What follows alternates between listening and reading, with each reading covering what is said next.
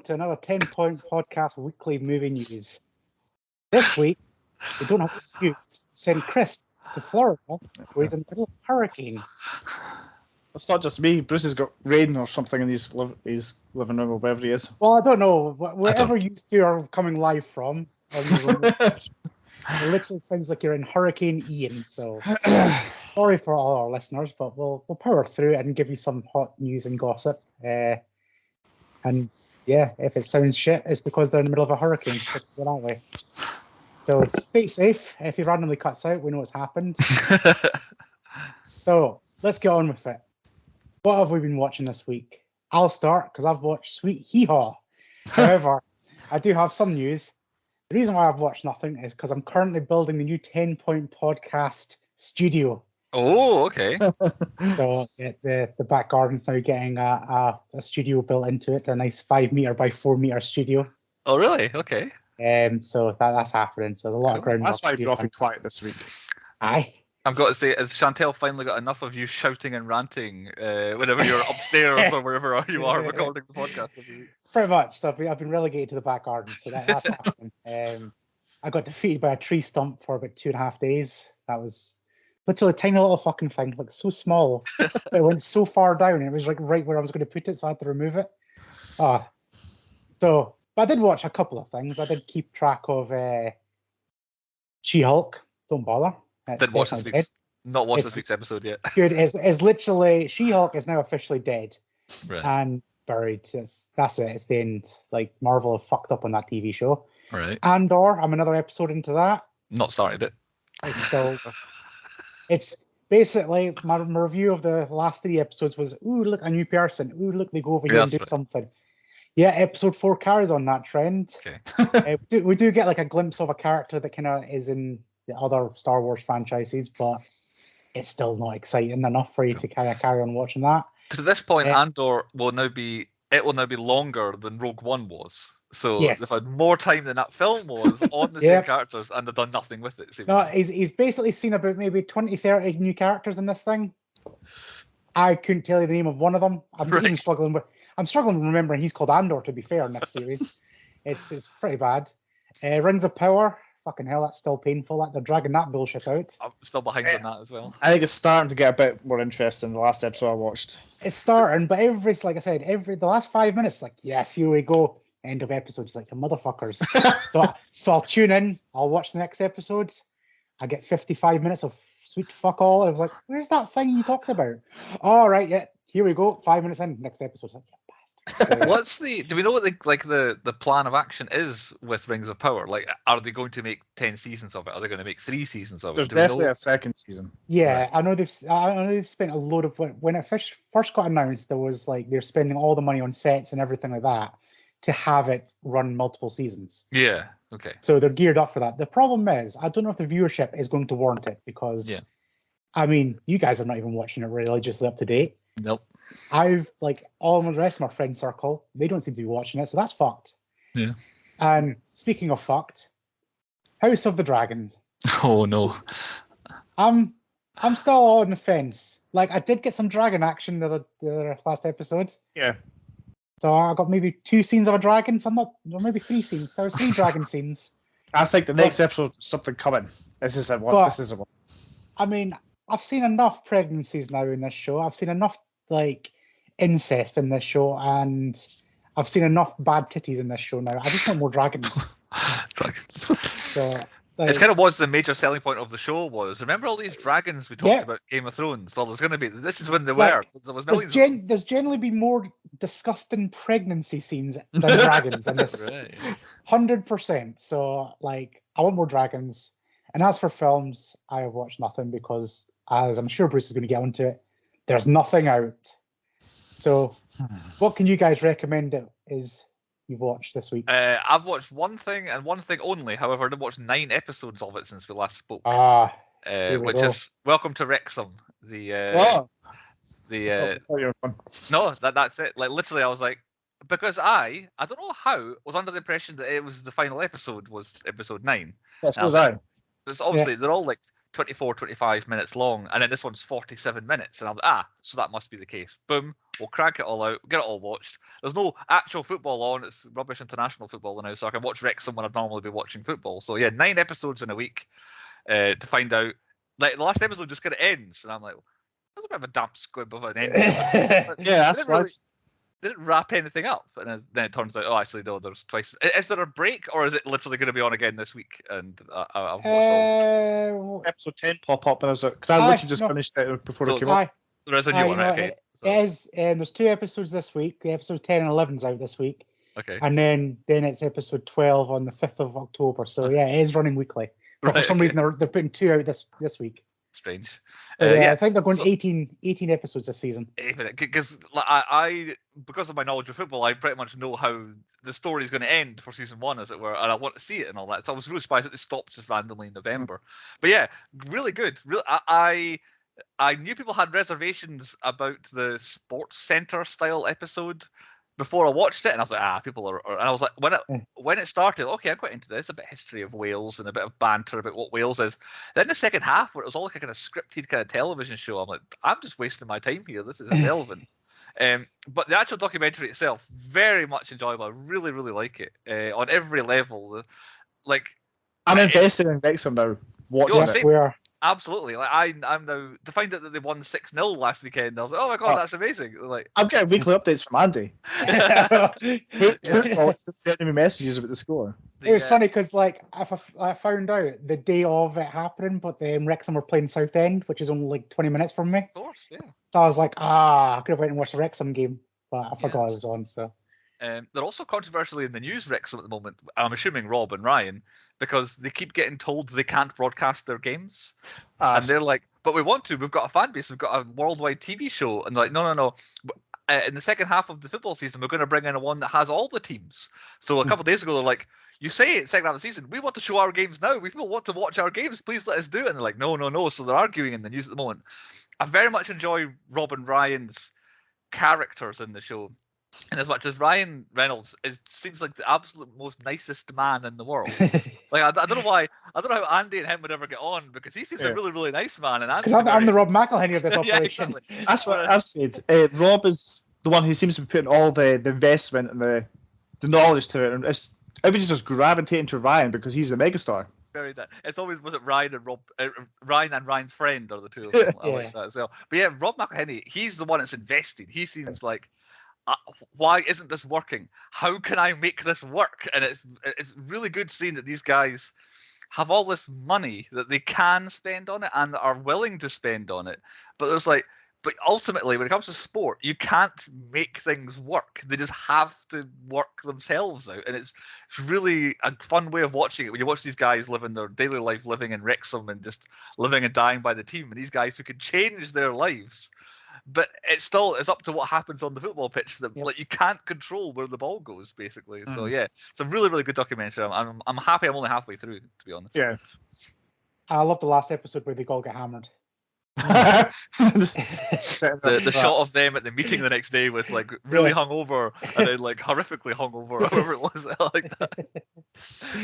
But the two of them standing in a pub listening to actual football fans of their team telling them what is wrong with how their football team is being run. It's like, it's such a bizarre thing to think about. Like that would never happen in any other way, that you would have the people who run a football team would just be, oh yeah, I'll have a pint with some half a dozen fans and they can tell me what we're doing wrong. Basically. I might just start going to Wrexham just to randomly bump into one of them. Yeah. Just go away to Maidenhead and they just rock up in the corner of the stadium. But yeah, highly recommended if you can watch that. Whether you like football or not, either way, it spins a nice story even if you're not interested in football. Yeah. But that's my only recommendation. It's literally the only TV show I've watched this week. Chris, what have you got then? Well, I thought the TV series you were talking about was the Jeffrey Dahmer series, which... Oh, right. Okay. Yeah. I've watched some of that too. I can't tell you what episode I'm on, but it was the last one. It was how his next door neighbour is hearing things through the vent, and then she gets really close and just hear a crunch, and she goes... that was literally what I've watched. And it was one of these fascinating shows. Like, it's everywhere over the internet now. Like, and I've watched like 8 episodes of this, and I still like, it's weird. It's just like white supremacy gone wrong is the best way I can sum this up. It's like he knows he's bad, and all these black people are getting screwed over. Even the judge is like, "Oh yeah, you're white. It's fine. Don't worry about it." And it is just fascinating. Like, this is a true story. This shit happened. It's absolutely mind-blowing how he basically said multiple times to multiple people that I'm not right. Like, and everybody's just like, it's fine, don't worry about it. You know, you're a white guy, you'll be fine. And it's just like, holy shit. The way he's managed to sweet talk everybody and just ignore what he's doing is crazy. Yeah, absolutely insane. So yeah, that's definitely worth a watch, but fuck me, it's a hard watch. I think the last thing you just watched is the worst thing you could watch, but then something else happens in the next. An even worse thing. And there's an episode that's like all about a deaf guy, absolutely brilliantly shot and done as well. It's like a really the second to last one I just watched actually. Yeah, I guess episode 7 in the series is absolutely like you reckon that'll win an Emmy and stuff like that. It's brilliant. You kind of know what's going to happen, but you kind of think he's turning the corner here. Oh no. But, apart from that, I also watched Back to the Future, the first one. I always get the first two wrong. I always think the first one is him going back to the future and oh god, like, that sentence. I know. You know what I mean. You think the one that he goes back and it's Chip that is his dad, but that's the second one, and the third one is where he goes back all the way back to Cowboy times. Red Dead times. Red Dead times. Yeah. And Back to the Future, the first one is absolutely banging. And I also watched, I can't remember what it's called now, but it's about a blind guy who people break into his house. Oh, that's brilliant film. Yeah. What the hell's that called? Yeah, I know what you're trying to. Stephen Lang and that's him. His film. I didn't see the start of it, so I don't know why they're breaking into his house, but I caught the second half and I was absolutely hooked. It's an absolutely brilliant film, that. Bruce is doing some research, so I'll try and find it. Yeah, I had no idea what was happening, but then there's like the twist of the person down in the basement. You're like, oh shit, it's getting real here. What's going on here? Spoiler. Don't breathe. That's it. Don't breathe. That's it. Yeah. That's it. Which is funny because it's about a blind guy. So. Yeah, it should be don't see. Don't see, but yeah, don't breathe. Yeah, I'll give you that one. It's a pretty good film. It's a good recommendation. BBC one the other night, so it might be on iPlayer if you just want to watch it. Cool. So right, well, good recommendation. Let's go on to some proper recommendations, and we almost had to run an emergency breaking news. If you're listening to this, surely you've already seen it. I've been banging on for years that this would happen. I'm pretty sure there's even been heated debates between me and Bruce at work, where he's like, this is never going to happen. He's done. He's done. Probably. And then literally, Ryan Reynolds somehow pulls out Hugh Jackman to be Wolverine in Deadpool 3. What an announcement. The whole way it was done, everything, it broke the internet. Absolutely amazing. Him to be Wolverine for the final time, not the previous final times that he was doing it. Exactly.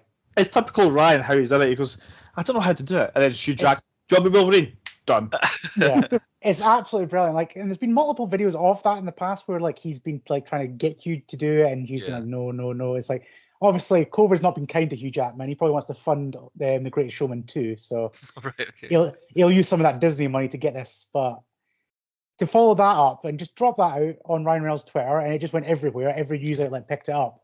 To 8 hours later, basically just have Hugh Jackman sitting on the thing, and then they go over the script. Yeah.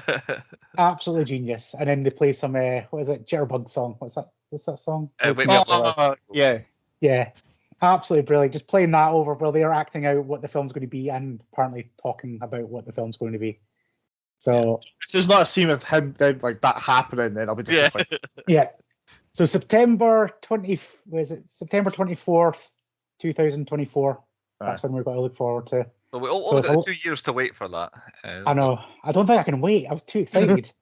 Like, I think I messaged everybody with that video. Is that a previous Marvel release date that they've slipped themselves into? Like, was there, because Marvel released the whole MCU? I don't think so, because I think it literally comes after all of this Phase 4 shit at the moment.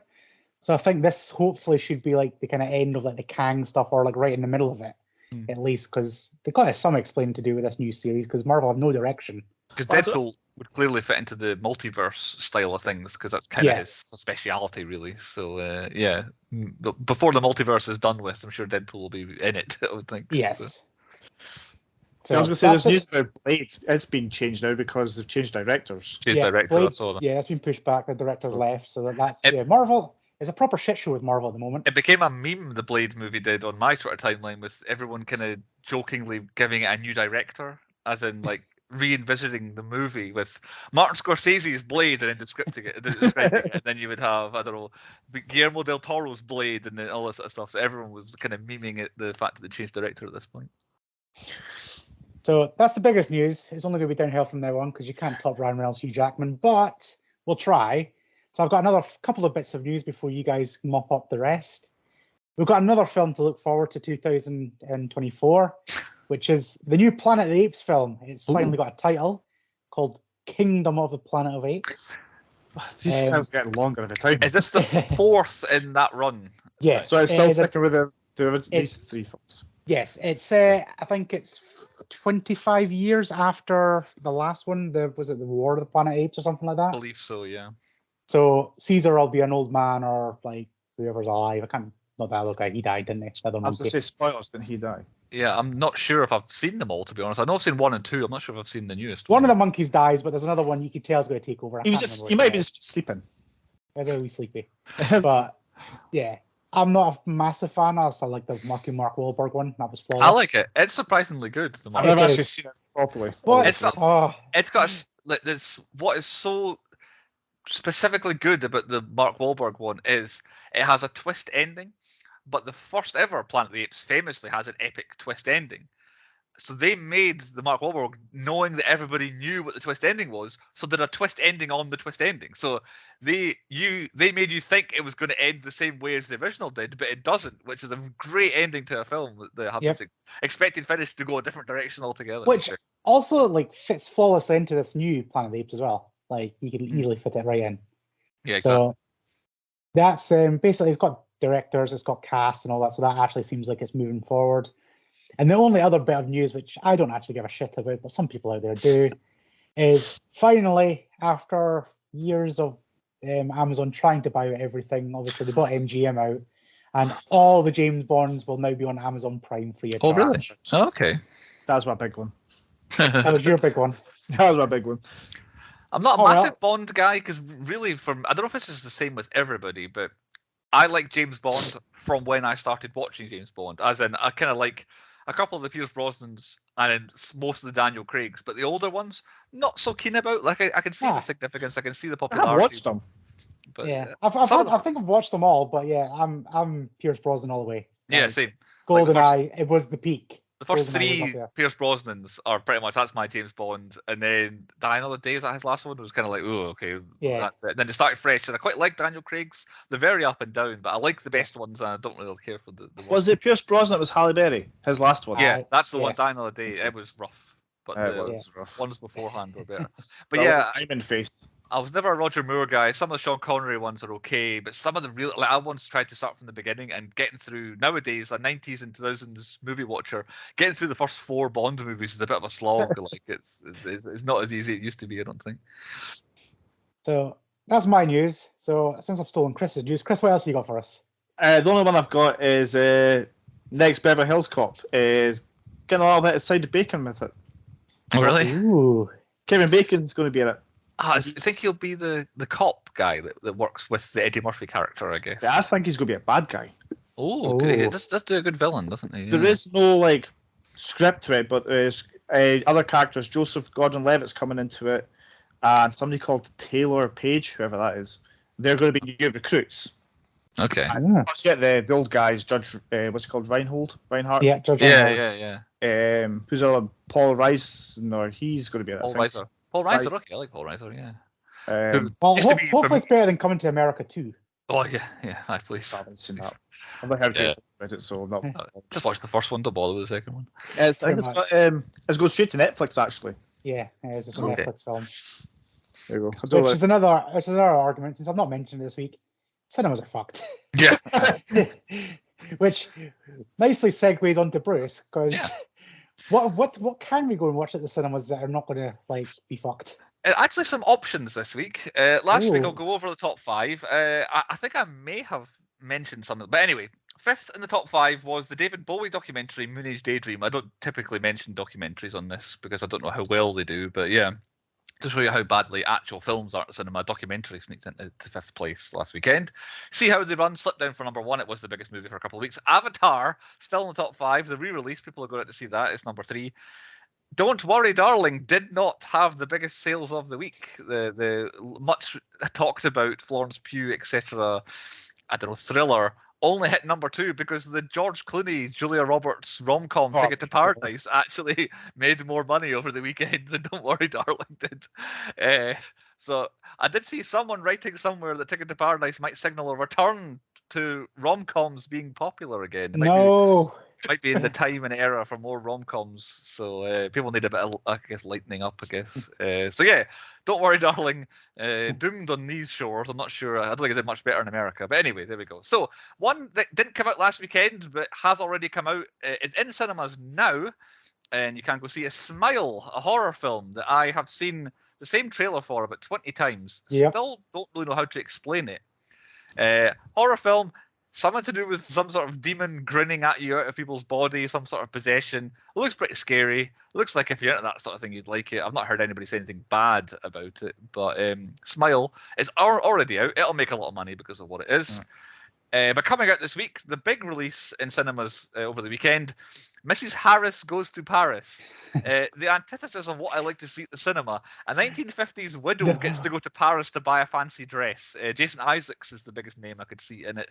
It's not my kind of thing at all. If you're into that sort of thing, I have seen a trailer for this, and fucking hell, it's a long trailer. Exactly. Yeah, and You also watch somebody go buy a dress. Exactly. Yeah. So it's again, I would just rather watch what's the one? Devil Wears Prada. That's I knew that was coming. That's a really good film, and that's a good version of probably what this is kind of like. So I'd rather watch that than go to this one. So that's the weekend. But the biggest release of the week, I mentioned it a couple weeks ago because I couldn't find it on the schedule. Coming out on Tuesday, I think, maybe it was Wednesday, either mid next week. The Woman King finally comes out. It's Black Panther, but it's not actually Black Panther by the looks of it. John Boyega, Viola Davis, a historical action kind of drama set in the 18th, 19th century in somewhere I'd never heard of, the Kingdom of Dahomey, which was a very kind of important state back in Africa in the 18th and 19th century. It's called The Woman King. You get the idea what it's about. It's about slaves being sold. Can I ask a semi controversial question? Probably yes. Yes. Is that Jig? That's where homies come from, like the term homies. The Kingdom of the Homies. Yeah, I never thought of that. That makes a bit more sense. Very good. Yes, quite possibly. I cannot confirm or deny. Right.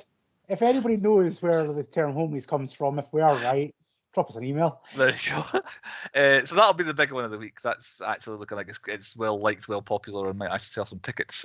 Streaming though, a couple of hits on the streaming front. Blonde is out on Netflix within the next week. I couldn't find the actual release date. I think it's out now, actually. Right. Okay. It looks like it's going to be grim by all accounts. It seems like it's meant to be a biography of Marilyn Monroe. However, they seem to have just made up most of what happened in. So, and it's meant to be very rough going. It's completely R-rated, 18-rated. It's meant to be violent, brutal, and everything in between. It's meant to be quite a difficult watch and not even a true story. So if you're into that sort of stuff, watch it. But I have not heard anyone recommend it yet. There seems to be a thing. I did see someone saying Netflix's first foray into basically 18-rated releases, and it may be their last. So I don't think they're expecting it to do well either. So yeah, Blonde on Netflix.